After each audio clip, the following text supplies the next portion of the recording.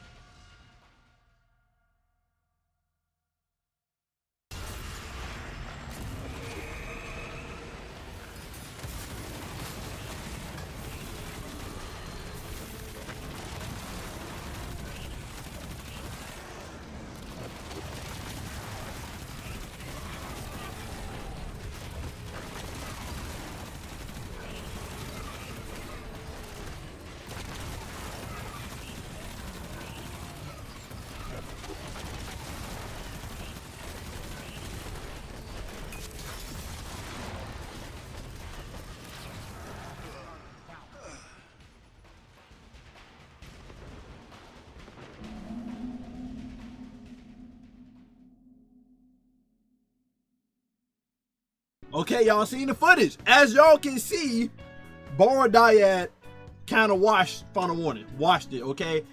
In the footage, I was getting flinched by the bow, so some precision shots of Final Warning did miss, but that's bound to happen in a regular DPS phase. So it was an organic experiment. That's what's gonna happen when you're trying to charge and shoot Final Warning, right? To get headshots. If I hit every headshot with Final Warning, it probably would have buffed the damage close to 900,000. I don't think it would have hit 900,000, but it would have been close to 900,000, right? Barrow Dyad, it hit a million stuff without, without needing it. Did I get some body shots with Barrow Dyad? I think I did, but it's bound to happen using an SMG. Again, flinch, right? But also too, in a real DPS setting, I would have shade stepped at the end to get that extra blight damage with Barrow Dyad. And Barrow Dyad would have got another 100,000 over Final Warning. If I treated this test like a real DPS phase, I would have Radiant Death Sheen on and I would have been shade stepping to reload the Barrow Dyad instead of me pressing the reload button, which is a little bit quicker. And Barrow Dyad would have probably got 2 extra volleys off with the Taken Seekers without me having to reload.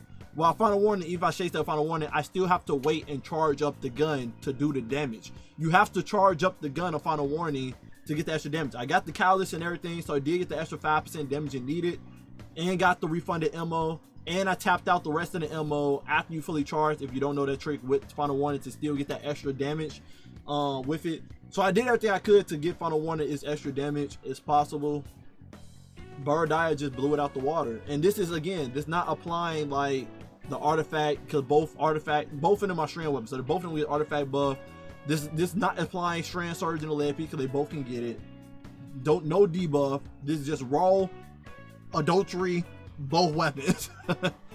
And Titans can make this even worse because Titans got peacekeepers that make it that Barrow Dyad damage get double with the damage. So Titans really can run them up with Barrow Dyad. And then for final warning, Hunter's got Exotic for final warning that can make the DPS go up, I believe. Trick sleeves, right? Yeah. Trick sleeves boost the damage of sidearms as well. But yeah, you're critically wounded before you start shooting it. So both can be powered up by certain things. Hunters can power up final warning with Mechaneers on, while Titan can put Peacekeepers on.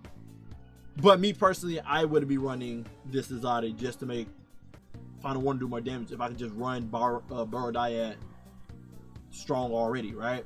And again, this is not his final form. We still don't have the 5th intrinsic perk to make it intrinsic do even more damage, and we still don't have target lock when this is well. So yeah, man, take this information as you will. I know I'm a final warning lover as well, but you can't beat the math, bro. You can't beat the statistics, man. So here go. That was the damage sets for you guys. Take it with you as you will. I still think final warning is a great gun for ad control with the unraveling stuff on its own.